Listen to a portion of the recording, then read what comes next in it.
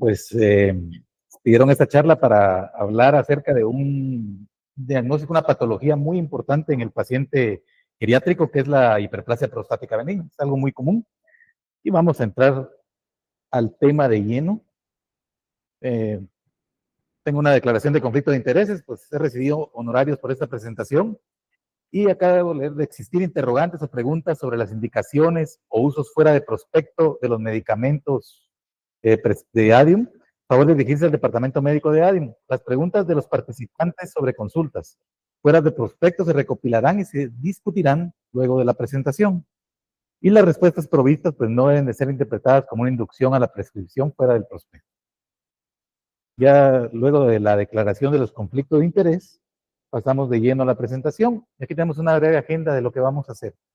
Primero vamos a entender o tratar de comprender qué es la hiperplasia prostática benigna, por qué da, por qué es frecuente en el adulto mayor, por qué, cuáles son sus posibles causas o orígenes, su importancia que radica en los síntomas del tracto urinario que provoca, cuál es la evaluación diagnóstica básica que tenemos que hacer en estos pacientes y la evaluación avanzada, luego las opciones de tratamiento que tenemos, empezando desde modificaciones de estilo de vida, tratamiento médico, y también entender y comprender cuándo es que debemos de referir al especialista, al médico urólogo, a estos pacientes para pues otras opciones de tratamiento distintas a lo que es el tratamiento médico. Bueno, ¿qué es la hiperplasia prostática benigna? Bueno, la hiperplasia prostática benigna es un proceso patológico que causa, su importancia es que causa síntomas del tracto urinario inferior en hombres, en este caso pacientes de edad avanzada, o sea, pacientes del grupo de la población geriátrica. En sí es un diagnóstico histológico. Cuando hablamos de hiperplasia prostática benigna, el diagnóstico es histológico, pero se caracteriza por la proliferación de células, tanto de elementos del estroma como del epitelio prostático. En datos epidemiológicos importantes, por ejemplo, 50% de los hombres por arriba de los 60 años van a desarrollar hiperplasia prostática benigna y síntomas de tracto urinario inferior. Y esto aumenta conforme la edad aumenta. Tan así que hasta el 80% de los hombres mayores de 80 años tienen algún síntoma del tracto urinario o han tenido durante su vida, ¿no? O sea, casi que 80-80. Es un padecimiento muy frecuente. ¿Por qué da la hiperplasia prostática benigna? Bueno, pues si tuviéramos la causa exacta, sería una maravilla, porque entonces podríamos prevenirla. Ya vimos que es muy frecuente y no hay realmente una estrategia o un tratamiento o algo que el paciente haga o deje de hacer para prevenir el desarrollo de la hiperplasia prostática benigna. Y si nos damos cuenta que es tan frecuente que llega hasta, pues, en varones de 80 años, el 80%, hasta podemos considerar que es algo evolutivo, ¿no? O algo que pues va a pasarle a cualquier paciente que tiene la suerte de llegar a esas edades, ¿sí? Bueno, entre las probables causas, pues hay factores intrínsecos y factores extrínsecos, siendo más ponderados o de más peso los factores intrínsecos, entre los cuales tenemos definitivamente la influencia hormonal, de lo que son las hormonas esteroideas sexuales. Primordialmente los andrógenos, todos sabemos que el crecimiento prostático, igual que el desarrollo de cáncer de próstata, es algo que depende de la presencia de testosterona. E incluso no depende de que haya una cantidad elevada de testosterona. Aún en hombres hipogonadales, con un poquito de testosterona que tengan, es suficiente para desencadenar ese proceso de hiperplasia prostática benigna. Los estrógenos también son importantes. Los hombres también producen estrógenos. Y se ha visto que cuando ese radio entre estrógenos y testosterona aumenta, o sea que la testosterona baja, sí, uno diría, bueno, si bajó, qué bien, ya no le va a afectar tanto la próstata, ¿no? Pero sí, hay un desbalance entre lo que es la relación entre estrógenos y testosterona, y eso es más nocivo para el crecimiento prostático de la hiperplasia, tanto en células epiteliales como estromales. La inflamación crónica también es un factor muy importante. Y tenemos todos los factores de crecimiento, factores inflamatorios como las citoquinas, interleucinas, ¿ya? Factores de crecimiento entre todos los que están ahí, pues casi que todos los que conocemos, el factor ligado a insulina, el factor de crecimiento fibroblástico, el epidérmico. Hay genética también en esto, o sea, si hay una relación entre que, digamos, el padre tuvo hiperplasia prostática benigna, el hijo tiene hasta el 60% de posibilidades de desarrollar una hiperplasia prostática benigna al mismo nivel de síntomas o de la misma evolución que tuvo el padre. Si hay un componente genético fuerte, y otras hormonas que pueden afectar son las hormonas tiroideas, la resistencia a la insulina. Hay un vínculo bien establecido entre lo que es el síndrome metabólico y lo que es la hiperplasia prostática benigna con resistencia a la insulina. Y finalmente el estrés oxidativo, que vemos que pues es algo que va muy ligado a lo que es el proceso inflamatorio. Entre los factores extrínsecos, pues se le ha dado últimamente mucha importancia a lo que es el microbioma tanto de la flora intestinal como lo que es el microbioma urinario, microbioma prostático. Lactobacilos son protectores, otros bacilos, un montón de nombres extraños que es que los expertos de microbioma son los que los manejan, pueden ser factores desencadenantes o precipitantes del problema de la hiperplasia prostática. La dieta es muy importante, las dietas occidentales que le llamamos, o la dieta del fast food y la comida chatarra que tiene muchas grasas saturadas, el exceso de consumo de carnes rojas, esto puede llevar a favorecer el síndrome metabólico y por tanto favorecer también la hiperplasia prostática. Y hay dieta protectora, o sea, tiene una ventaja la dieta mediterránea, que no solo tiene una ventaja protectora a este nivel en lo que es la hiperplasia prostática benigna, sino también para otros padecimientos, principalmente padecimientos cardiovasculares. También, obviamente, hábitos como el ejercicio, el bajo consumo de alcohol, el no tener el hábito del tabaco, lo de la dieta que ya comentamos, todo eso se pueden considerar factores protectores extrínsecos. Bueno, y entonces tenemos aquí más o menos un resumen de todo esto, ¿verdad? Hay un vínculo entre lo que es la hiperplasia prostática benigna, los síntomas urinarios del tracto inferior y también la disfunción eréctil entra en esta ecuación. O sea, hay factores de riesgo comunes entre ambas patologías, tanto la disfunción eréctil como la hiperplasia prostática. Lo que habíamos visto, edad, dieta, tabaquismo, consumo de alcohol y la genética. Esos son los factores condicionantes. Y los factores agravantes es cuando el paciente desarrolla hipogonadismo. Comprendamos acá que no necesitamos tener mucha testosterona para tener el problema, con un poco que haya, y se ha visto que incluso es hasta más peligroso o más riesgoso el hipogonadismo que tener un nivel normal de testosterona para estos problemas. La obesidad, la hipertensión, la diabetes, la hiperlipidemia, la depresión, todos esos son factores agravantes y pues todo tiene un denominador común etiológico. Bueno, ¿cuál es la importancia de la hiperplasia prostática benigna? La importancia acá es qué es lo que provoca, o sea, provoca problemas para orinar en base a dos componentes, un componente estático y un componente dinámico. El componente estático es que la próstata crece, o sea, hay un volumen aumentado que anatómicamente obstruye la salida de la vejiga y eso hace que el paciente pues tenga problemas en el vaciado vesical.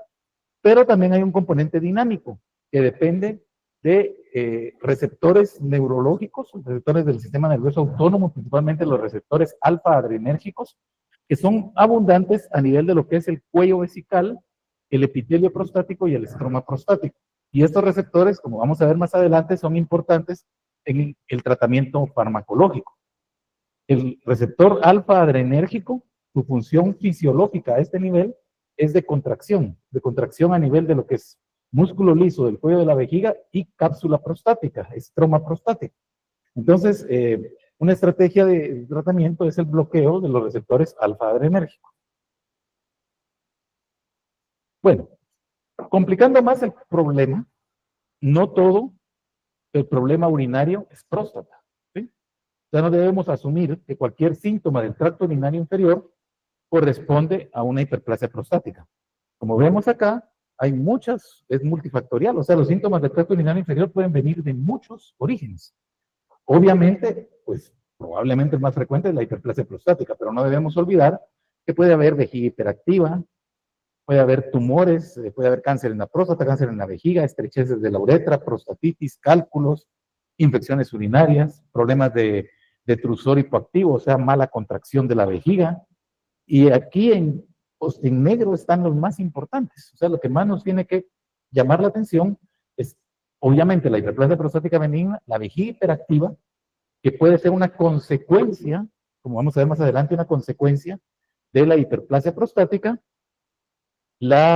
Fármacos, bien importante, tenemos pacientes que son polimedicados y que entre los efectos adversos de estos fármacos pueden haber síntomas del tracto urinario inferior. Y finalmente la poliuria nocturna.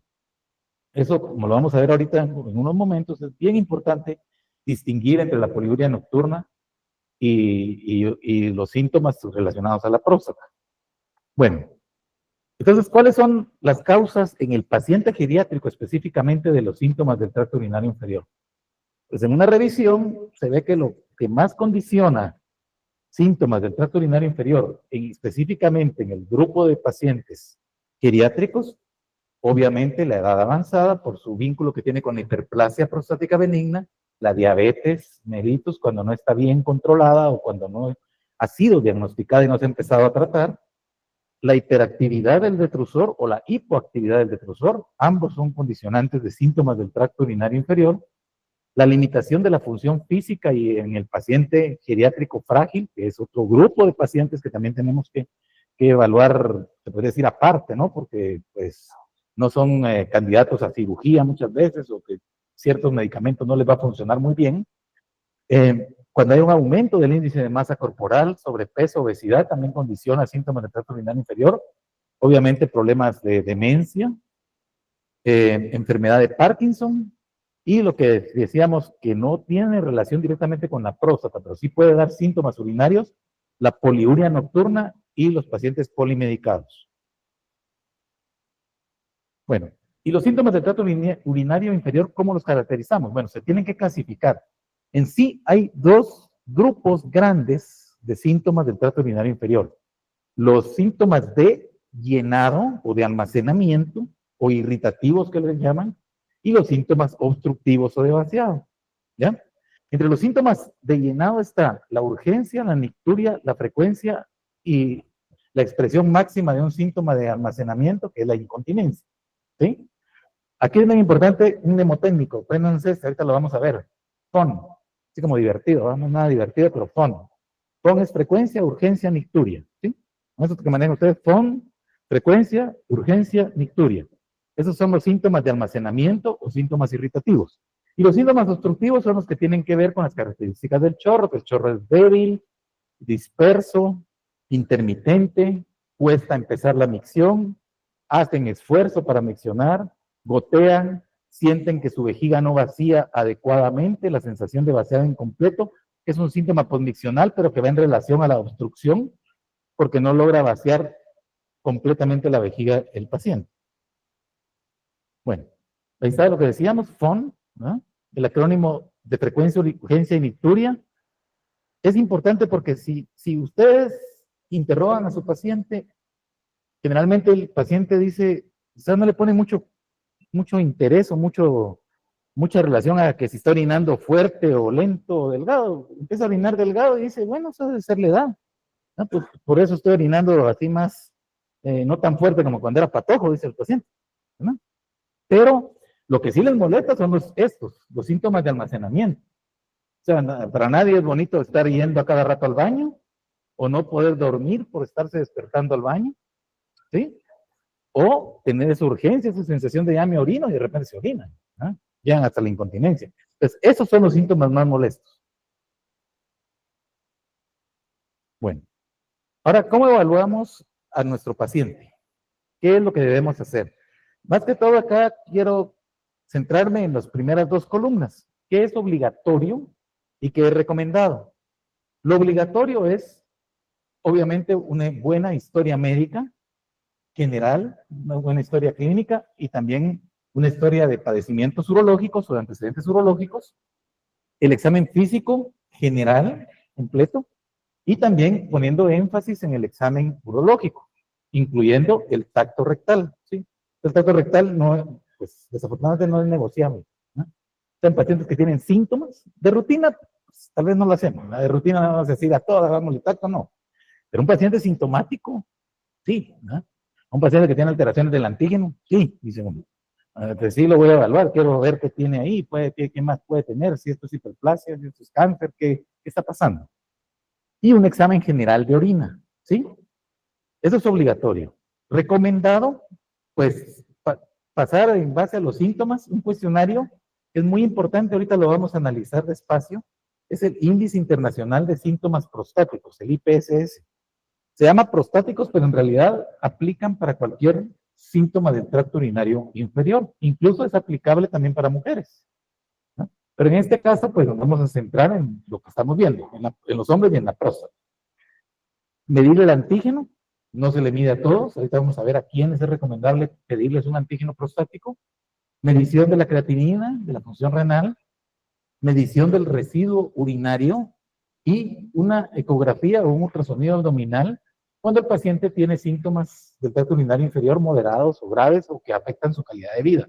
En el ultrasonido, pues, podemos ver ambas cosas. Podemos ver, evaluar la vejiga, evaluar la capacidad de la vejiga, evaluar la próstata, medir la próstata, el tamaño, y importante, en nuestro ultrasonido, pedirle al radiólogo, ya lo hacen de rutina, pero siempre recalcarlo y pedirlo, que nos midan el residuo urinario. Eso es muy importante, saber qué residuo urinario nos está manejando el paciente. Las otras pruebas, pues, son opcionales, son más específicas, son más para clínica de urólogo, la flujometría, la cistoscopía, ultrasonido transrectal, tomografía, etcétera. Eso nosotros sabemos ya cuando el paciente está complicado, pues, qué pruebas tienen que solicitarse. Pero eso ya es más cuando el especialista ya evalúa al paciente y él decide qué pruebas extras hacer, ¿sí? Aquí sí es importante, está como opcional, pero yo lo pondría casi que como recomendado, el diario miccional. Esa es una herramienta muy importante, ahorita lo vamos a ver cuando vamos avanzando en la presentación. Bueno, la historia clínica, pues vamos a pasar a la siguiente diapositiva, que hay ciertos puntos de la historia, pues todos sabemos, ¿no? Una historia completa, todo lo que conlleva, antecedentes, fármacos, etcétera. Pero específicamente este puntaje internacional de los síntomas prostáticos es muy importante. Bueno, ¿qué es esto? Este es un cuestionario que evalúa 7 síntomas urinarios, ¿sí? 7 síntomas urinarios. Y al final también tiene una pregunta de la calidad de vida. ¿Cómo impacta en la calidad de vida de nuestro paciente este problema? Es un cuestionario que es autoaplicado. Eso es bien importante, ¿ok? No es que yo venga y le pregunte al paciente, no, yo le digo, bueno, a ver, hágame favor, contésteme este cuestionario, le doy las instrucciones, ahí dice, todo se refiere al último mes, cómo ha estado ese paciente, y pregunta, digamos, en la pregunta 1 dice, ¿cuántas veces ha tenido la sensación de no vaciar completamente la vejiga después de orinar? Y luego dice que si nunca le pasa es 0 puntos, y si le pasa casi siempre, el paciente le asigna 5. Y depende de lo que él evalúe, que pasa de las veces que va al baño, si es frecuente o poco frecuente, lo va a calificar de 0 a 5. ¿Sí? Al final nosotros sumamos todos los ítems y ahí lo vemos. Este cuestionario ha sido validado internacionalmente con traducciones a varios idiomas y pues, es importante que sí tiene que ser de autoaplicación. Si tenemos problema de pacientes analfabetas, pues sí lo tendremos que aplicar nosotros porque sí puede pasar aún, ¿no? Pacientes que no nos comprendan o que por su condición cognitiva no sean capaces de comprender qué es lo que estamos preguntando y todo, nos vamos a topar con pacientes así, ¿es cierto? Entonces va a haber puntos en los que no los vamos a poder aplicar, lo sabemos. Ahora, importante acá, aparte de que esto ya es algo que se le ha ido buscando últimamente al cuestionario, es identificar de estos síntomas cuáles son obstructivos y cuáles son de almacenamiento, ¿sí? O sea que los que están en naranja evalúan la obstrucción, ¿sí? Que no vaciaron completamente la vejiga, que el chorro está delgado o vuelve a comenzar, que orina sin fuerza, que hace fuerza para orinar, etc. Y los azules son los FON, ¿no? La frecuencia, la urgencia y la nicturia. El número 2 es frecuencia. ¿Cuántas veces ha tenido que volver a orinar menos de 2 horas después de la última vez que orinó? O sea, que la frecuencia aumentó. El número 4 es si le cuesta aguantarse las ganas de orinar, es urgencia. Y el número 7 es la nicturia, es el FON, ¿no? Entonces, si nosotros hacemos un cociente dividiendo los síntomas obstructivos, o sea, el total del puntaje de los obstructivos dividido el total del puntaje de almacenamiento, nos va a dar un índice de vaciado almacenamiento, un índice de A, ¿no? Vaciado almacenamiento, dividir los obstructivos entre el almacenamiento. Cuando ese índice es superior a 1, quiere decir que el paciente está más obstructivo que almacenamiento. Entonces nos permite a nosotros decidir qué fármaco vamos a usar. Entonces le vamos a dar un fármaco que ayude a vaciar la vejiga. ¿Ya? Por el contrario, Si los de almacenamiento son predominantes sobre los obstructivos, es decir, un índice inferior a 1, en ese caso vamos a inclinarnos a un medicamento que nos ayude a regular la vejiga o a una combinación que nos ayude a eso. Ahí podemos ir nosotros, de acuerdo a los síntomas que el paciente nos dice, poderle ir diseñando su tratamiento. Bueno, entonces esto ya lo platicamos ahorita, que es el índice de vaciamiento-almacenamiento, que es dividir los síntomas obstructivos entre el FON, entre los de almacenamiento, y que si el cociente por encima de 1 predomina, es un problema de vaciamiento, de obstrucción. Pero si está por debajo de 1, el cociente es un predominio de almacenamiento.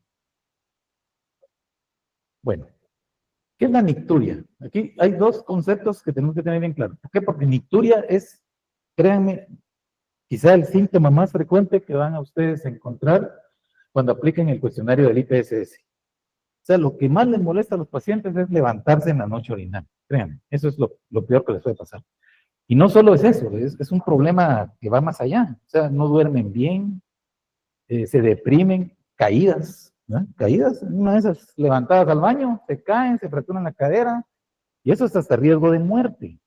O sea, ya pasamos que uno dice, ¿me puedo morir de hiperplasia prostática? Pues resulta que sí, es indirectamente, porque tanta levantada de noche, una caída, una fractura, una postración, y ahí hasta ahí llegó nuestro paciente.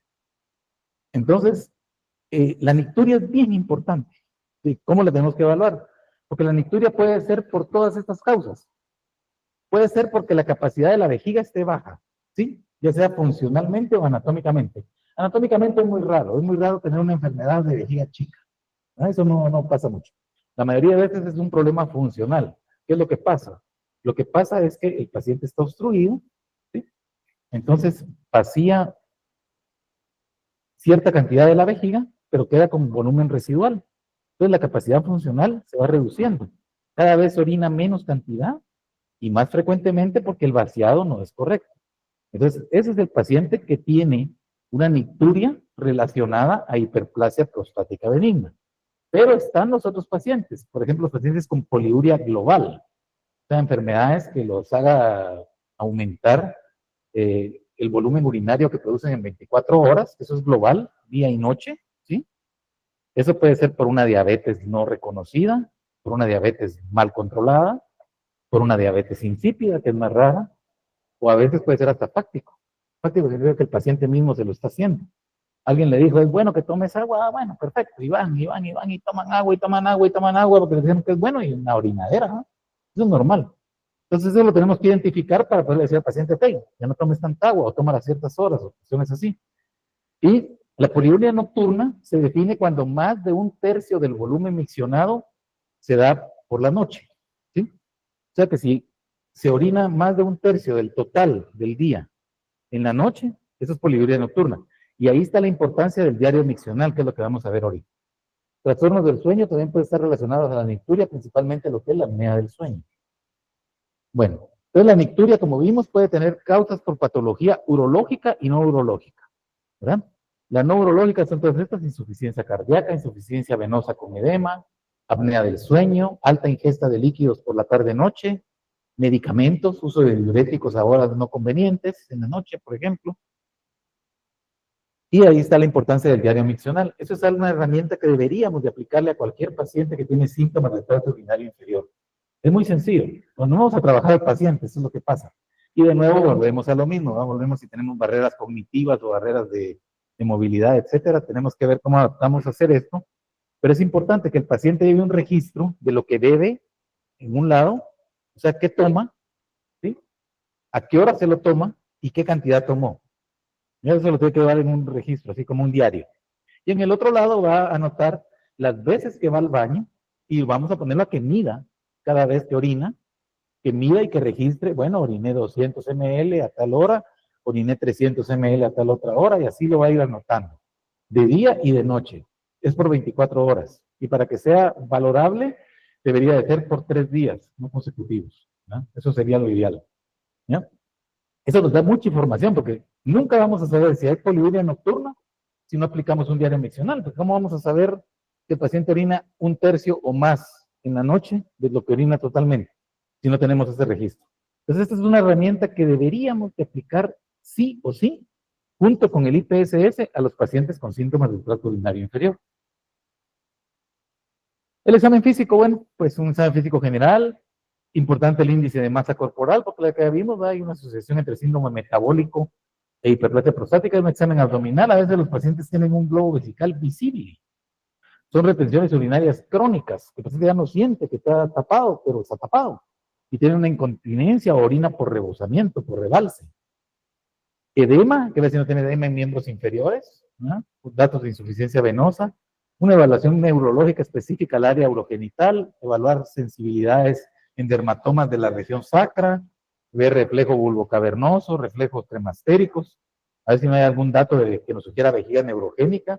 El examen de los genitales externos es bien importante. Ahí tenemos, miren ahí a la derecha, en la esquinita arriba, es un meato cerrado, un meato rectal cerrado. A veces decimos, no, que es la próstata, que vaya al urólogo, que no sé qué, y no le vieron ni siquiera el meato, ¿va? Y entonces uno se cuenta y, híjole, no puede orinar porque tiene cerrado el meato uretral, ¿verdad? Una balanitis ahí con muchas secuelas y se le cerró el meato. Tacto rectal, lo que decíamos, ahorita vamos a pasar a la siguiente diapositiva que ejemplifica más lo que es el tacto rectal. Bueno, el tacto rectal, pues, en realidad, nosotros no tenemos la experiencia de decir que le hacemos tacto a todo el mundo, ni siquiera a los urólogos, para decir, 30 gramos, este es de 40, entonces no, ¿eh? Conformémonos en decir que hay próstatas pequeñas y grandes, ¿eh? Las pequeñas son menores de 30 gramos, las grandes son mayores de 30 gramos, ¿sí? Las pequeñas, ¿cómo voy a hacer? Bueno, yo hago un tacto rectal y si la próstata mide más o menos el grosor de mi dedo para un lado y para el otro, quiere decir que es una próstata de 30 gramos o de menos, pequeña. Pero si ya de la línea media hacia afuera hay más de un dedo, ¿sí? O sea, hay dos dedos, más de un dedo para cada lado, ya es una próstata de 40 gramos. Y si hay más de dos dedos, o sea, que si yo veo que es bien ancha la próstata, o muy larga, o muy abultada, entonces ya es una próstata mucho más grande, de 40 gramos, ¿ya? Entonces, es importante, pues, que nos acostumbremos a hacer tacto. No solo es para estimar el tamaño de la próstata, yo sé que tal vez el ultrasonido me lo va a decir mejor, pero créanme que también el ultrasonido se equivoca, ¿eh? Nos han dado unos reportes así que nada que ver. Y otra cosa es también la capacidad de detectar lesiones sospechosas de cáncer. Eso es también la importancia del tacto rectal. O sea que si yo ya tengo un cáncer clínicamente significativo, yo voy a palpar la próstata de una consistencia diferente a una próstata normal. Pero ¿cómo voy a saber yo que es una próstata normal? Si no hago tactos, nunca lo voy a saber, ¿ya? Entonces, más o menos una cosa como una guía. Si ustedes se tocan la nariz, digamos, esta es una próstata, así es la consistencia de una próstata normal. Si se tocan el mentón, es así como que más suave, es la de una hiperplasia. Tóquense la frente, lo duro, así es el cáncer, ¿sí? Más o menos es lo que uno va sintiendo de cómo es la consistencia de la próstata. Bueno, estudios de laboratorio de rutina, eso ya vimos cuáles eran los recomendados. Por el tiempo vamos avanzando. Sí quiero hablar un poco del antígeno prostático específico. ¿Por qué? Miren, eso es bien importante. ¿Para qué nos sirve el antígeno prostático específico?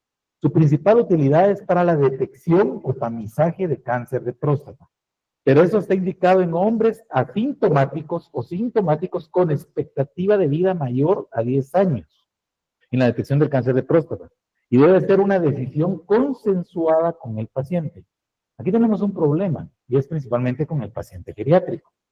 Muchas veces tenemos pacientes sin síntomas, ya pasando los 80 años, y todavía les estamos haciendo antígeno prostático para una detección de tamizaje. Entonces, ya uno dice, bueno, tienen todavía 10 años de expectativa de vida. Bueno, uno tiene que ver, evaluar las comorbilidades, ver cómo está nuestro paciente y todo, pero tenemos que entender también que a esta edad, a partir de los 80, ya el cáncer de próstata es muy prevalente. O sea, histológicamente, el paciente puede tener, así como pasa con hiperplasia, un 70, un 60% de esos pacientes van a tener cáncer, si yo les hago una biopsia. Y no necesariamente va a ser un cáncer importante que ponga en riesgo la vida.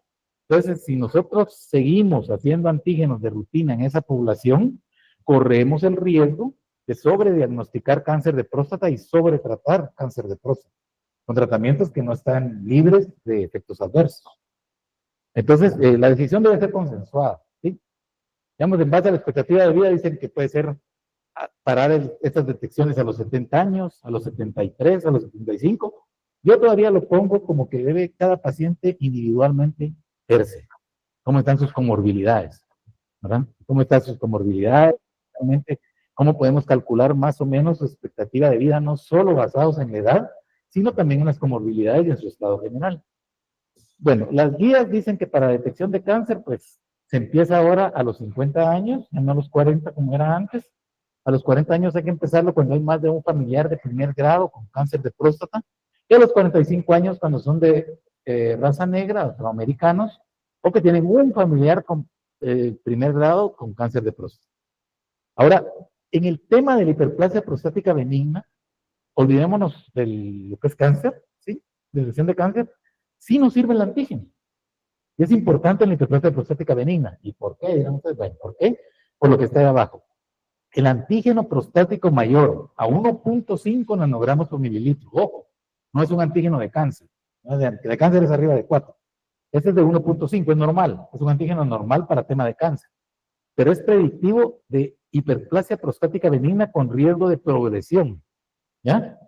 Entonces, esto es importante porque nos va a permitir identificar qué grupo de pacientes tiene riesgo de progresar en la hiperplasia prostática benigna y que va a ser un buen candidato para iniciarle tratamiento combinado, como lo vamos a ver más adelante.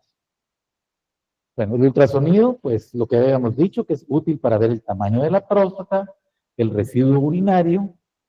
También hay otras mediciones ahora que están incorporándose, los radiólogos nos hacen, que deberían de hacer también, como por ejemplo el índice de impronta prostática, que es medir qué parte, de cuánta es la parte de la próstata que protruye hacia la vejiga.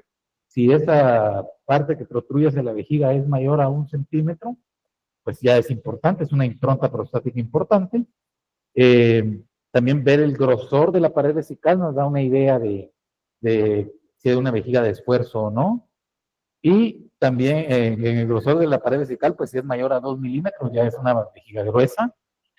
El volumen residual, pues, ¿cuánto es el volumen residual normal? Pues no hay nada que sea así escrito, como decir, es a partir de tanto, pero generalmente se considera que si hay menos de 50 mililitros en el volumen residual, se considera un vaciado adecuado.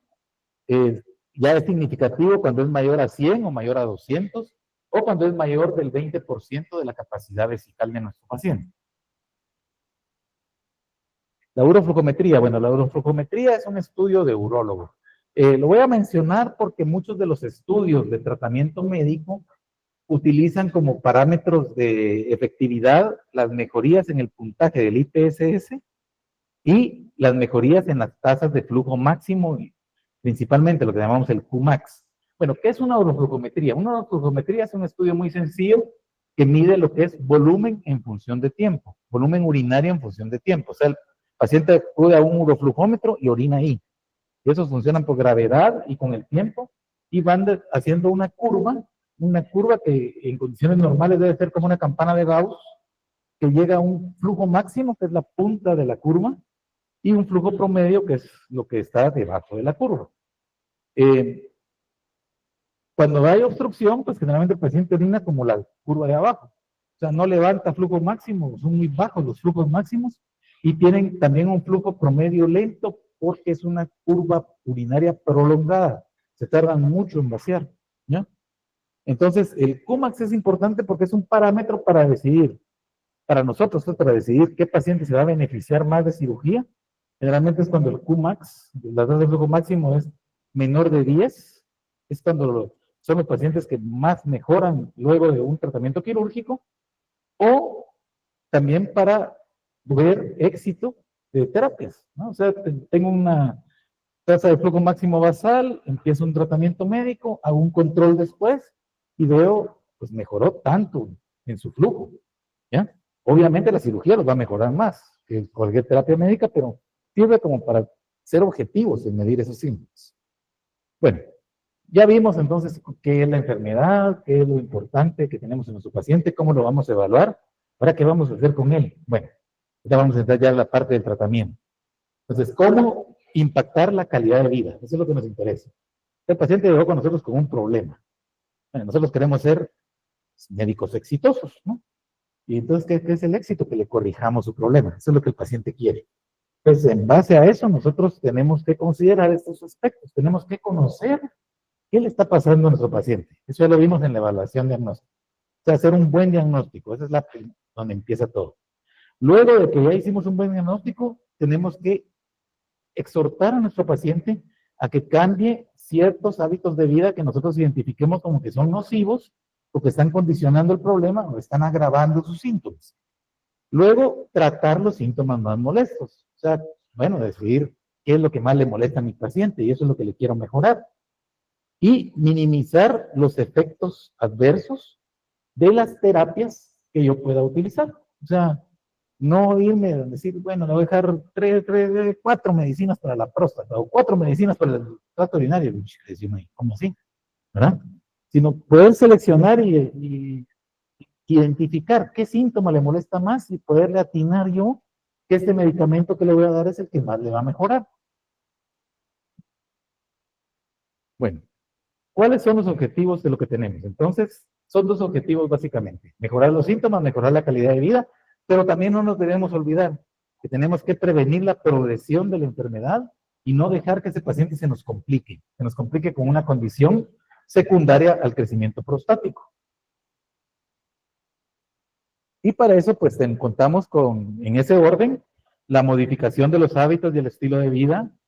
Luego, de primera elección, el tratamiento médico, a menos que un paciente esté complicado por un problema de hiperplasia prostática, que vamos a ver cuáles son las complicaciones, no es correcto o no es una buena idea meterlo a cirugía de una vez, ¿ya? Tenemos que probar antes opciones de tratamiento médico adaptadas a los síntomas de cada paciente. Luego antes teníamos pues de tratamiento médico, nos pasábamos directo a la cirugía, pero ahora tenemos en medio de las dos opciones de terapias de invasión mínima. Las vamos a ver cuáles hay. Hay varias, pero en Guatemala no tenemos tantas, pero ya existen algunas, que son como un intermedio entre el paciente que todavía no lo operamos, pero que ya necesita salir o quiere salir del tratamiento médico, pero no quiere someterse a una cirugía aún, o no quiere afrontar los posibles riesgos de una cirugía, ¿ya? O probablemente es el paciente frágil, ¿verdad? El que dijimos que no es un buen candidato quirúrgico, pero que tampoco es un buen candidato a tenerlo polimedicado. Entonces, ¿qué hacemos con él? Pues una opción de terapia de invasión mínima podría ser una buena idea. Bueno, Abraham Maslow decía esto, ¿no? No solo fue la pirámide de Maslow, sino también tiene ese dicho que dice que si la única herramienta que usted tiene es un martillo, pues todos los problemas los va a ver como que si son un clavo, ¿no? Todo lo vamos a querer resolver con eso que tengo. Entonces aquí la idea es que afortunadamente pues para este problema de la hiperplasia prostática benigna, no solamente tenemos un martillo, ¿no? Tenemos muchas herramientas con las que podemos ayudar a nuestro paciente. Y aquí están pues todas las opciones que tenemos. Farmacológico, pues lo vamos a ir viendo detenidamente cada una de ellas, las terapias de invasión mínima y la cirugía, ¿verdad? O sea que ahí están agrupadas. Entonces tenemos muchas opciones con las cuales podemos beneficiar a nuestro paciente y nuestro objetivo es identificar a quién.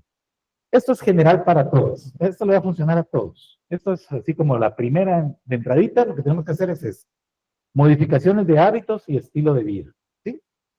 Al paciente decirle, pues, que si hay muchos síntomas irritativos, evitar estos alimentos o estos bebidas que pueden influir en empeorar los síntomas irritativos urinarios. Por ejemplo, la cafeína, el alcohol, comidas condimentadas, chocolate, bebidas carbonatadas, que todos esos se consideran irritantes vesicales. Medicamentos que se deben evitar o modificar también, pues los antidepresivos, los antigripales que contienen agonistas alfa-adrenérgicos, ¿se acuerdan de los receptores alfa? Pues estos que tienen agonistas alfa pueden empeorar síntomas de trato urinario. Antihistamínicos, broncodilatadores, anticolinérgicos, simpático-miméticos, diuréticos y los inhibidores del cotransportador sodio de glucosa que pues, se usan para diabetes, ¿verdad? En algunos pacientes pueden provocar síntomas de trato urinario inferior porque sabemos que estos medicamentos lo que hacen es eliminar glucosa por la orina. Bueno, en cuanto a la micturia, hay que restringir los líquidos por la tarde y por la noche. modificar la hora de toma de diuréticos, elevar las piernas 1 hora antes de dormir cuando hay problemas de insuficiencia venosa. En los obesos, reducción de peso, hacer ejercicio. Y en cuanto a hábitos de modificar la micción, uno puede decir, pues mire, si le cuesta vaciar, acostúmbrese a hacer como una micción doble, ¿no? O sea, vaya al baño, termina de orinar y haga un esfuerzo luego para tratar de el residuo que queda, ¿sí? Para no tener que ir muy seguido al baño. Micción con horario en pacientes que tienen vejigas de alta capacidad y baja sensibilidad, que les cuesta vaciar porque pasan mucho tiempo y retienen mucho volumen de orina, obligarles a decirles, mire, usted cada 2 horas, que no tenga muchas ganas de orinar, oblíguese a ir al baño y trate de orinar. Evitar la represión completa de la vejiga. Los pacientes que están con problemas obstructivos de hiperplasia prostática, les van a referir que si se aguantan más, si se aguantan mucho las ganas de orinar, les va a costar más comenzar a orinar. Y muchos hasta se tapan, ¿no? Ya no pueden, porque se pusieron a riesgo, se arriesgaron mucho en su vaciado de su vejiga. Y la compresión de la uretra vulvar, pues miren, esta es una maniobra útil para aquellos pacientes que a veces nos topamos con pacientes, tal vez no tanto los pacientes geriátricos, pero esto es más en pacientes jóvenes, ¿no? Cuando empiezan a padecer de la próstata, que dicen, doctor, pues yo no tengo nada, pero siempre ese goteo molesto, ¿va? Termino de orinar y me quedo goteando y a veces me mancho mi ropa, ¿ya? Y eso es incómodo, eso no me gusta. Entonces, decirles que si hacen una compresión digital de la uretra vulvar, al terminar de orinar, es como decir ordeñar la uretra, pues literalmente, eso les puede ayudar a eliminar ese residuo del goteo y evitar ese problema del goteo que es molesto, ¿no? O sea, eso es lo que se refiere a la compresión de la uretra vulvar. Bueno, tratamiento médico. La terapia médica es el tratamiento de primera línea para estos pacientes, ¿sí? Primera línea de tratamiento médico. Ya vimos que a todos les vamos a modificar estilo de vida, pero el tratamiento médico es la primera línea de tratamiento. El tratamiento farmacológico tiene que ser adaptado a los síntomas, como habíamos visto, y se debe de discutir con los pacientes riesgos y beneficios de cada uno de los tratamientos, pensando en lo que le va a ayudar y en los posibles efectos adversos que el paciente pueda tener. Bueno, empecemos hablando con el que en las guías se considera la primera línea de tratamiento para síntomas del tracto urinario inferior relacionados a hiperplasia prostática, que son los bloqueadores alfa-adrenérgicos. Lo que habíamos visto, ¿se recuerdan? Receptores alfa-adrenérgicos en el cuello de la vejiga, en la próstata. Y acá es importante entender que los receptores que nos debemos de enfocar son los alfa-1A. ¿Ya? ¿Por qué? Porque esos son los que son más predominantes en el cuello de la vejiga, en la cápsula y en el estroma prostático. Entonces, si yo tengo un bloqueador selectivo, puro selectivo que se llama, que es el alfa-1A, me va a permitir bloquear esos receptores más que otros de otros sitios y por lo tanto el perfil de efectos adversos de mi producto va a ser menor, principalmente en efectos cardiovasculares, que son muy importantes en la población de pacientes geriátricos. Son pacientes polimedicados, muy lábiles, que si yo le doy un bloqueador que no sea selectivo, les puedo provocar hipotensiones, liposíncopes, mareos, un montón de problemas relacionados a efectos cardiovasculares. Son la primera línea, como habíamos dicho, la primera línea de tratamiento médico son los bloqueadores alfa-adrenérgicos. Todos ellos tienen efectividad similar, o sea, no podemos decir que un alfa sea mejor que otro. En efectividad están igualitos. Pero en cuanto a su selectividad, sí hay diferencias en el perfil de efectos adversos que puedan tener. En general son capaces de reducir hasta en un 35 o 40% el puntaje de síntomas que vimos. Mejoran la tasa de flujo máximo de 1 a 1.5 mililitros por segundo. No es mucho porque pues, la cirugía obviamente lo mejora más. No afectan el tamaño de la próstata, no tienen ningún efecto sobre que la próstata esté grande, la reduzca o deje de crecer. Y tampoco disminuyen como monoterapia el riesgo de retención urinaria. Es decir, son medicamentos que mejoran los síntomas, pero que no modifican la historia natural de la enfermedad, ¿sí? O no previenen la progresión. Entre sus efectos adversos, pues lo más importante acá es ver que, por ejemplo, la terazocina y la oxazocina, que son los neuroselectivos, son los que tienen más chance de tener mareo o efectos de hipotensión postural o de astenia y fatiga, que van relacionados con efectos vasculares.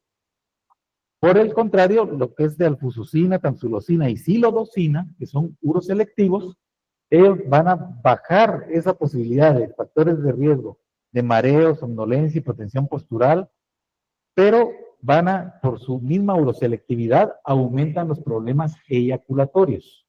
O sea, sí pueden dar disfunción eyaculatoria. ¿Qué es eso? Que el paciente pues pierde la eyaculación, ¿ya? Por efecto farmacológico. En ese caso, pues, entre más uroselectivo es el producto, más problemas eyaculatorios va a dar. Entre ellos, pues, el más uroselectivo es la silodosina, es la que más disfunción eyaculatoria tiene. La tamsulosina también tiene una parte importante de disfunción eyaculatoria. Regresando a nuestro paciente geriátrico, pues, muchos de ellos ya no son sexualmente activos, pero siempre lo tenemos que considerar, ¿no? Si el paciente es sexualmente activo y para él es importante la eyaculación, lo tenemos que tomar en cuenta, porque sí puede hacer que tengan ese problema. Luego están los inhibidores de la 5-alfa reductasa. Este es otro grupo de medicamentos. Estos lo que hacen es que evitan la conversión de testosterona a dihidrotestosterona. Y la dihidrotestosterona es muy potente y tiene muchos receptores prostáticos y es la que más se encarga de fomentar el crecimiento de la próstata, la hiperplasia. Estos medicamentos sí son capaces a largo plazo de disminuir el volumen de la próstata hasta un 20%. Y si no lo disminuyen, por lo menos previenen o cortan el crecimiento. Entonces, son capaces como monoterapia de modificar la progresión de la enfermedad, pero sí necesitan ser tomados a largo plazo, eso es bien importante. O sea, no vamos a pretender que con un mes, 2 meses o 3 meses de finasterida o de dutasterida ya vamos a ver efectos así. Los efectos se empiezan a ver hasta los 6 meses o hasta el año de tratamiento. ¿Ya? No son inmediatos. ¿Cuál es la diferencia entre los dos? Bueno, los dos hacen lo mismo, los dos son igual de eficaces. La diferencia es vida media, más que todo. Uno es inhibidor de de la alfa reductasa tipo 2 y el otro es dual de la 1 y la 2. Pero más importante es su vida media. El dutasteride tiene una vida media prolongada de semanas y el finasteride de horas, ¿sí? O de días. Entonces, no pasa nada si un paciente se deja de tomar el dutasteride unos días. Si deja el finasteride, probablemente sí, va a perder efecto. Esa es la única diferencia. Son igual de eficaces. Una cosa importante para ambos, ellos pueden reducir el antígeno prostático específico hasta en un 50% de su valor. ¿Por qué es importante esto? Porque si yo estoy monitorizando a este paciente por cáncer, tengo que entender que después de 6 meses que el paciente está tomando cualquiera de esos dos, el antígeno me va a bajar a un 50%. Entonces, si yo tengo un antígeno de 3, en realidad va a ser uno de 6. Ya está alto como para riesgo de cáncer. Por eso tengo que tomar en cuenta esa variable. Cuando yo interpreto el antígeno prostático como un marcador tumoral, o sea, para dando riesgo de cáncer. Bueno, otra cosa, estos inhibidores de la 5-alfa reductasa funcionan para próstatas grandes, mayores de 30 o mayores de 40 gramos, ¿sí? En las próstatas pequeñas no funcionan. En algún momento la FDA lanzó una advertencia de los inhibidores de 5-alfa reductasa de que aumentaban el cáncer de alto riesgo en los pacientes que enrolaron en los estudios de prevención y de tratamiento combinado. Pero luego se pusieron a investigar por qué pasaba eso, y no era que aumentara la incidencia de cáncer de alto riesgo. Lo que pasó fue que como la próstata se redujo de tamaño, pero igual el riesgo de cáncer ya lo tenían y el paciente pues desarrollaron cáncer, estos pacientes que lo iban a desarrollar de una u otra forma, como sin tratamiento, la biopsia fue más efectiva, o sea, tuvo un rango de eficacia mejor, porque no es lo mismo que yo venga y haga una biopsia de próstata en una próstata de 100 gramos que una próstata de 60 gramos. Voy a tener más chance de pescar el cáncer en la de 60 gramos. Eso fue lo que pasó. O sea, se diagnosticó más cáncer por ese efecto, no porque aumentara el riesgo. ¿Ya? Bueno, ¿qué efectos adversos tienen los inhibidores de la 5-alfa reductasa? Pues, obviamente, si se meten con la testosterona, van a tener efectos adversos en la esfera sexual. Pueden tener disminución de la libido, disfunción eyaculatoria, disfunción eréctil, más o menos en un rango que va del 6 al 8% para todos ellos, y pueden tener a largo plazo riesgo de depresión. Eso más que todo vinculado a que el hipogonadismo, pues entre uno de sus efectos malos que tiene, es la depresión. O sea, tener baja testosterona o bajo efecto de testosterona está vinculado a problemas depresivos. Bueno, entonces aquí viene la primera combinación, que es el tratamiento combinado. O sea, cómo el tratamiento combinado nos va a ayudar para el tratamiento, ¿verdad? Hay dos estudios, y aquí me voy a ir rapidito, miren, porque creo que por el tiempo y todo, voy a pasar las diapositivas de los estudios, solo para ver los resultados. ¿Qué fue lo que hicieron esos estudios? El primer estudio hizo una combinación de doxazosina con finasterida. ¿Sí? Ese es el estudio más antiguo. Esas eran las moléculas que en ese momento estaban disponibles. Entonces, se buscó la idea de que si asociar un alfa bloqueador con un inhibidor de 5-alfa reductasa mejoraba la sintomatología del paciente y si en algún momento reducía la progresión de la enfermedad, es decir, reducir eventos de retención o reducir necesidad de llevar a cirugía al paciente. Estos estudios fueron hechos a 4 años, los dos, el otro que vamos a ver más adelante también. Y se encontró que, por ejemplo, la progresión se redujo más que todo en lo que era el grupo de terapia combinada. Sí, digamos, progresaron 17% los de placebo, 10% los de doxazosina, 10% los de finasteride, y la combinación fue más efectiva en progresar únicamente 5% de los pacientes. ¿Ya? El número de eventos por año se redujo en cuanto a hasta en un 66% para doxazosina y finasteride, y el tratamiento combinado fue el más efectivo. O sea, eso es en cuanto a reducir la necesidad de cirugía o de retención aguda de orina. Por lo tanto, lo más efectivo era la combinación. En los grupos de tratamiento, para evitar necesidad de cirugía o evitar la progresión a una retención aguda, la combinación fue lo más eficaz. Y lo mismo pasó con el otro estudio. Posteriormente se hizo otro estudio que es el COMBAT, que se ya combina tamsulosina con dutasterida, que es la combinación más utilizada ahorita para el tratamiento médico de la hiperplasia prostática, combinar tamsulosina con dutasteride. Y para ellos, pues los resultados fueron muy similares al estudio de MTOPS. El tratamiento combinado fue superior a ambas monoterapias en la reducción del riesgo de progresión clínica de la hiperplasia prostática benigna. Por lo tanto, la conclusión de esto es que en pacientes con síntomas del tracto urinario inferior moderados a graves con alto riesgo de progresión clínica, que tienen una próstata mayor a 30 o 40 gramos y niveles de antígeno prostático mayor a 1.5, es recomendable el tratamiento combinado. ¿Sí? O sea, el mensaje aquí es próstata grande, mayor de 40, empezarlo combinado, no empezarlo solamente con tamsulosina. ¿Sí? O sea, empezarlo de una vez con la combinación, si reúne esas características. El tratamiento temprano es muy recomendado. ¿Por qué?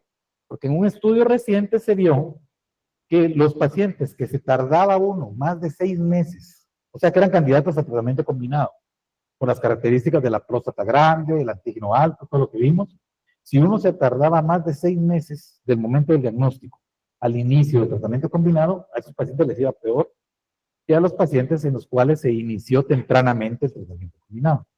Entonces, el mensaje aquí es, empecémoslos temprano con la combinación. ¿Ya? Bueno, otra cosa también que pasa es que las presentaciones farmacológicas de dosis fija son mejores y favorecen la adherencia al tratamiento. Eso pasa porque, digamos, que en Estados Unidos sucede.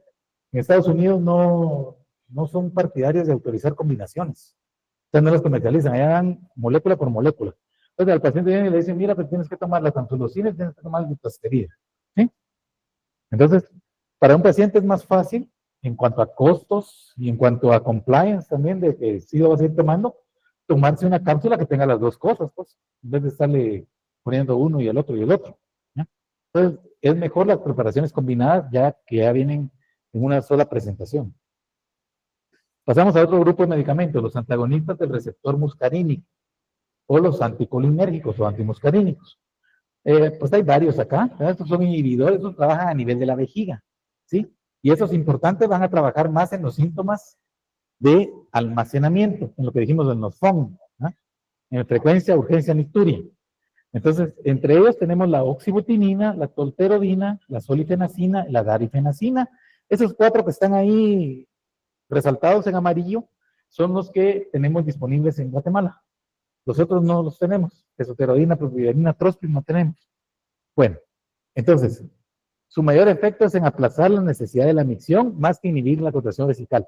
Muchas veces pensamos y le tenemos miedo a los anticolinérgicos porque decimos se nos va a tapar el paciente, ¿no? Pero no es cierto.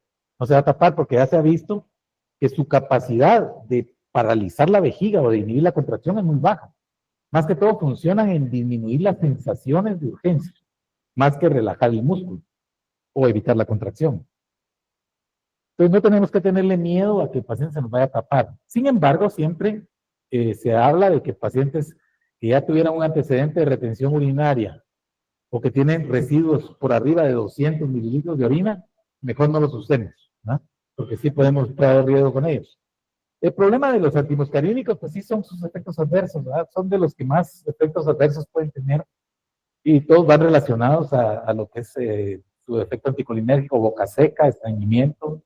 Los mareos van a depender de la selectividad y del tipo del antimuscarínico. Aquí tenemos que tener bien importante que de estos todos atraviesan la barrera hematoencefálica, ¿sí?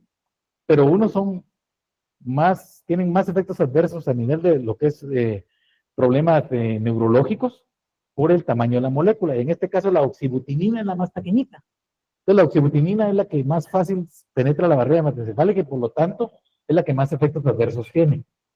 Si nos vamos a la solifenacina o la darifenacina, pues ya mitigamos un poco esos efectos. Entonces, si uno dice, bueno, ¿qué anticolinérgico escojo? Pues prefiero uno más selectivo, como puede ser solifenacina, darifenacina, o trospium, pero no tenemos desafortunadamente trospium, pero ese sí creo que no pasa la barrera hematoencefálica, ese es el mejor.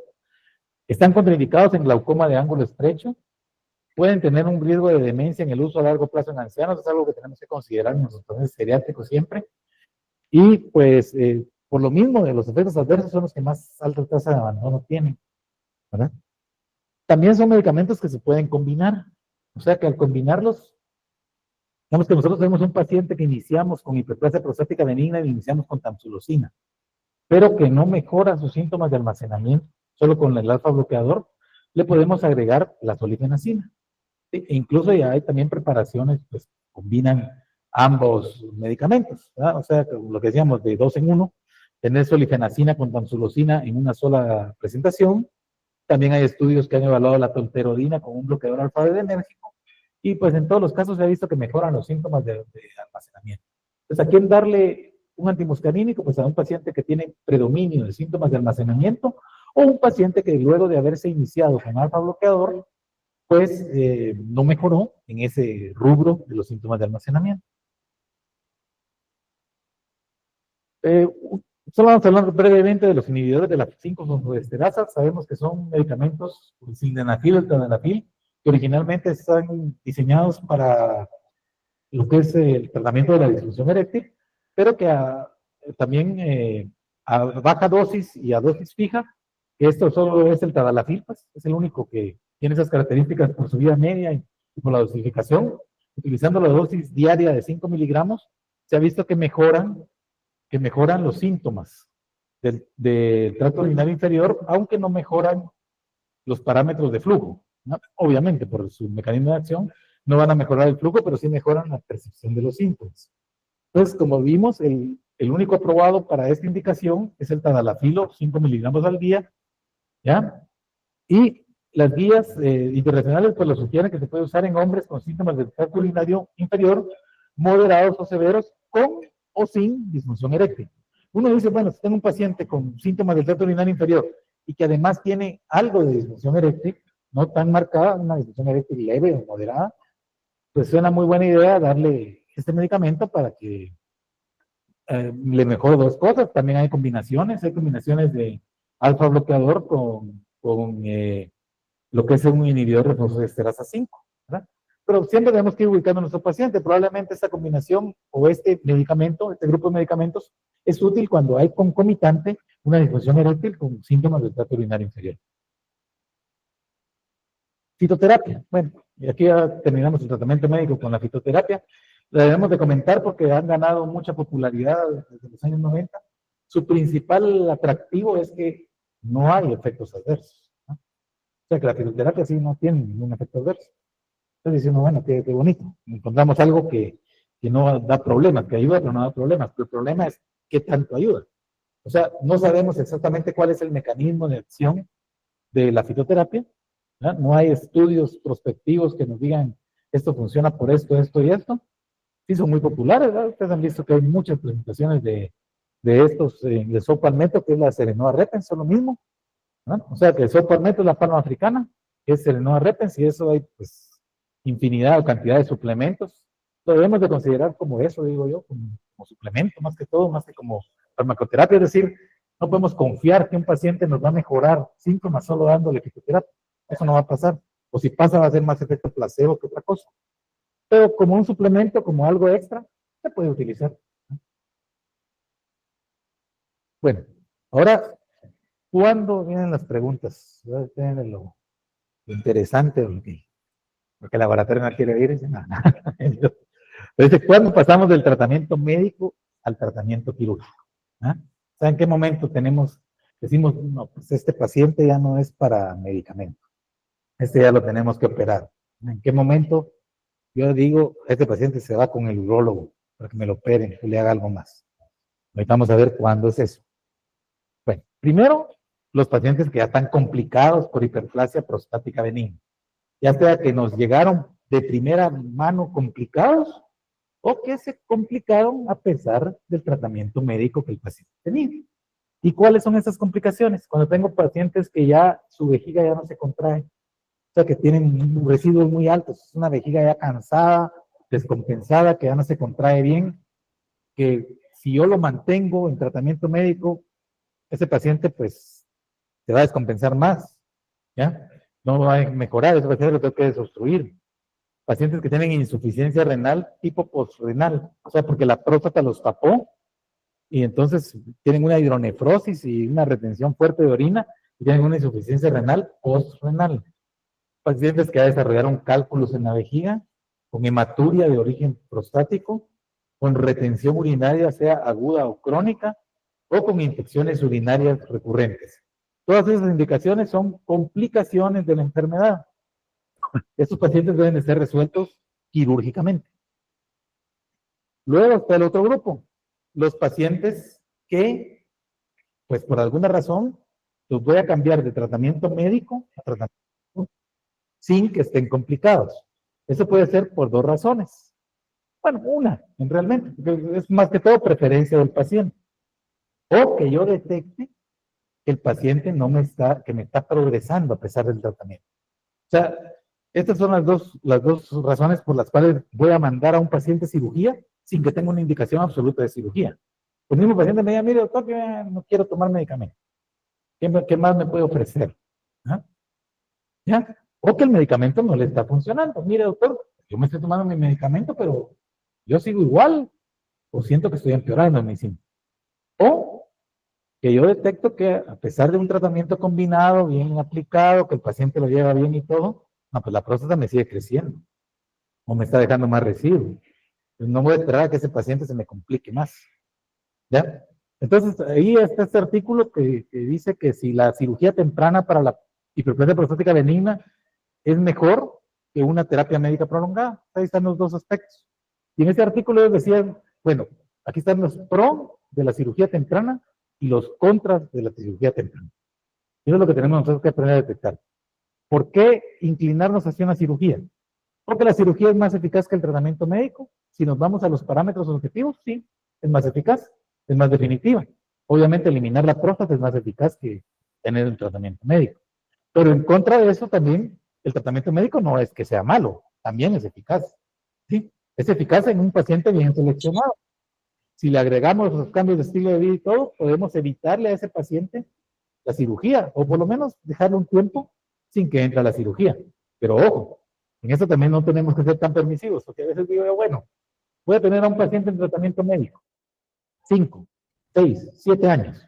Es raro, pero hay algunos que decían a tanto tiempo. Y después de eso, cuando ya decido operarlo, no solo que la vejiga puede estar descompensada, sino cómo va a estar las comorbilidades de ese paciente. O sea, cómo estaba hace 7 años en relación a los riesgos quirúrgicos y cómo va a estar ahora. Entonces, son cosas que tenemos que ir valorando, principalmente también en nuestro paciente geriátrico. Luego, la cirugía tardía empeora los resultados postoperatorios. Por eso dice opere temprano, ¿ya? Pero, por el otro lado, sabemos que el tratamiento médico también puede evitar la progresión o evitar la necesidad de cirugía. Entonces, estamos como en una controversia. Aquí, más que entrar en controversias, también se habla de los costos, ¿no? Uno dice, bueno, ya si yo sumo lo que me gasté en medicamentos durante tantos años, probablemente ya me pasé de lo que me iba a gastar en una cirugía, ¿no? Eso es cuando uno se pone a analizar costos, riesgo, beneficios, y además de eso los costos económicos para el paciente, para el sistema de salud, y también que por las nuevas tecnologías. O sea que esto es como una línea de tiempo. Si ustedes lo ven, lo analizan históricamente, digamos, en los 90 fue que empezaron a aparecer los tratamientos médicos efectivos para la hiperplasia prostática. Más o menos fue en los años 90. Antes de eso, lo único que se hacía era operarse. Aguantarse o operarse. Y operábamos un montón. ¿No? Y operábamos un montón y la tecnología no había evolucionado tanto como para reducir complicaciones o morbilidades de la cirugía. Entonces todo el mundo le tenía miedo a la cirugía porque la cirugía era muy violenta, pues. Era muy, muy riesgosa. Entonces apareció el tratamiento médico, entonces, ¡pum!, declinó la cantidad de pacientes operados. Y un montón se fueron al tratamiento médico. Entonces pasó otro efecto, que tener por mucho tiempo a los pacientes en tratamiento médico hizo que cada vez llegaran a operarse pacientes con próstatas más grandes y con vejigas más disfuncionales. ¿Sí? Entonces, bueno, ¿qué pasó? Se adaptó la tecnología quirúrgica y hoy por hoy contamos con mejoras significativas de cómo operamos, de qué utilizamos para operar. Terapia láser, cerebral bipolar, terapias de invasión mínima, que se adaptan a que cada vez vemos más pacientes como con próstatas más grandes o con más riesgos quirúrgicos por comorbilidades, ¿sí? Entonces, esto ha sido como un juego que se ha ido adaptando. En realidad, hay lugar para todos. O sea, en esto hay lugar para todos los pacientes. Paciente que va a ir a tratamiento médico, paciente que va a ir a solo modificación de estilo de vida, qué tratamiento médico va a recibir, y paciente que definitivamente hay que operar o meter a una invasión mínima. Y aquí están las indicaciones de a quién tenemos que mandar al urólogo, ¿sí? O sea, cuando nosotros identificamos cualquiera de estas cosas, son ya indicaciones de que ese paciente tiene que ir al urólogo para que se decida qué otra opción de tratamiento puede tener. Pacientes con hematuria, lo que vimos de las complicaciones, ¿verdad? Los que ya son para cirugía. Infección urinaria recurrente, que ya fueron operados alguna vez, cirugía urológica previa, antígeno prostático específico alto, anormal, que yo crea que puede tener cáncer este paciente, con cálculos en la vejiga, que yo le hago el tacto rectal y digo, híjole, ese tacto no está normal, esta próstata está sospechosa de cáncer, sospecha de que tenga una causa neurológica o de vejiga neurógena, que pacientes obviamente ya están con sonda y retención urinaria, pues que los mire el especialista, insuficiencia renal, vemos que son las mismas indicaciones de cirugía, ¿no? Antecedentes de instrumentación urinaria o de trauma, y los que no mejoran al tratamiento médico, o que el mismo paciente me diga, mire doctor, yo quiero operarme, ¿no? Yo quiero algo más. Bueno, y aquí están. Terapia de invasión mínima, la única que tenemos disponible en Guatemala es esta. Es el Resum, que es una terapia térmica con vapor de agua. O sea, esta se considera una terapia de invasión mínima porque no retira el tejido prostático, no lo corta, no lo elimina, no es una cirugía como tal. Pero en este caso, lo que se hace es que se inyecta, es un dispositivo que tiene una aguja, que se inyecta en los lóbulos de la próstata y le transmite calor. O sea, es un vapor a alta temperatura que hace una necrosis tisular del adenoma respetando la mucosa de la uretra y la zona de la cápsula de la próstata. Es decir, todo el proceso se da sola, exclusivamente en el interior del adenoma prostático. Va a dar una necrosis y va a crear una cavidad interna de la próstata, por lo tanto le va a reducir el volumen hasta en un 50 o un 60% del volumen inicial. Hay que dejar al paciente con sonda durante una semana porque al principio el efecto del daño térmico lo que provoca es edema y es inflamación y entonces obstruye al paciente. Entonces hay que dejarlo por una sonda por una semana y los síntomas van a mejorar luego de las 4 semanas de aplicado el tratamiento, ¿verdad? Está indicado para próstatas menores a 80 gramos, ¿sí? Menores a 80 gramos, próstatas muy grandes no les va muy bien con este tratamiento. Y la tasa de cirugía posterior a esto es del 4.4%. O sea, que no es así que sea infalible, pero más o menos sus tasas de cirugía posterior van del 4.4%.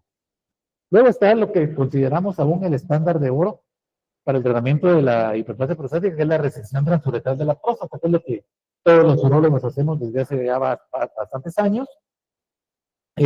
Ahorita pues, la mejor modificación que se hizo con la resección transuretral es que ahora es bipolar, o sea que usa energía bipolar que permite hacer la resección con solución salina, en vez de agua o en vez de glicina. Por lo tanto, se eliminó el riesgo de la absorción hídrica que nos provocaba el síndrome post-RTU, que era un síndrome muy peligroso, que incluso podría ser causa hasta de mortalidad en los pacientes. Por lo tanto, con esa modificación de la irrigación, prácticamente se puede operar próstatas hasta de 80 gramos. ¿Sí? Así lo dicen las guías. Está indicado para próstatas hasta de 80 gramos. ¿Sí? Algunos, pues, operan incluso próstatas de 100 o de 120 gramos y son muy hábiles para hacer las resecciones. Pero para las próstatas muy grandes, o lo que se considera que va a llegar a ser el nuevo estándar de oro, es la enucleación con láser, ¿sí? Que ya la estamos haciendo, pues, algunos urólogos. Esto es lo más moderno que existe. Permite tratar próstatas de cualquier tamaño, o sea, chicas, grandes. Es una técnica que idealmente se aplica más a las próstatas grandes, la enucleación con láser. Prácticamente uno puede operar una próstata de cualquier tamaño con esa técnica. Pues es muy segura también. Se ha aplicado, ya hay estudios en población geriátrica de la enucleación con láser y pues se ha podido aplicar con bastante margen de seguridad e incluso con menos complicaciones de sangrado que la resección transuretral. La enucleación con láser de Olmio todavía no es el estándar de oro por 2 razones. Primero, por la accesibilidad que pueda tener a los equipos, que no son equipos económicos, pues sí es un procedimiento más caro o más costoso que la resección transuretral. Y segundo, que no todos los urólogos tienen el entrenamiento para hacerla. Pero en el futuro, esto va a convertirse en el estándar de oro, va a desplazar a la resección transuretral. Principalmente no es todavía el estándar de oro porque no es reproducible en todos los especialistas aún. Bueno, por último, pues no nos olvidemos de la famosa adenomectomía. Dice que retrocedimos el tiempo como 70 años ahorita, previo a la resección transuretral y todo. Lo que nuestros maestros nos enseñaron, hacer adenomectomías de la próstata. Una cirugía muy efectiva, muy rápida, pero pues con muchas complicaciones, ¿no? Principalmente sangrado, la recuperación del paciente y todo. Prácticamente la enucleación con láser hace lo que hace una adenomectomía, solo que con técnicas de invasión mínima. Mensajes para llevar a casa. Bueno, entonces en 5 líneas pues resumimos todo lo que hemos estado aquí platicando. Ya los aburrimos, pero aquí está el resumen para llevar a casa. Debemos de realizar una evaluación diagnóstica adecuada en el paciente con hiperplasia prostática y síntomas de tracto urinario inferior que afecten su calidad de vida. Es básico una evaluación diagnóstica adecuada. Si no tenemos un buen diagnóstico, no vamos a tener un buen resultado de tratamiento.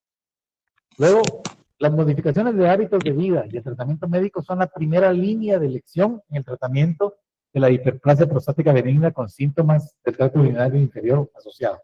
La primera línea de tratamiento, modificamos hábitos de vida, tratamiento médico. Y en los pacientes con riesgo de progresión de la hiperplasia debe iniciarse terapia combinada temprana. Un bloqueador enérgico mayor de síntomas de reductasa. Próstatas mayores de 40 gramos con antígeno prostático específico mayor a 1.5.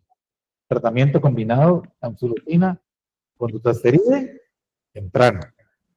Y el tratamiento médico solo o combinado debe darse en base a las preferencias y necesidades de cada paciente, o sea, individualizando cada caso. Esto es para esto, esto es para esto.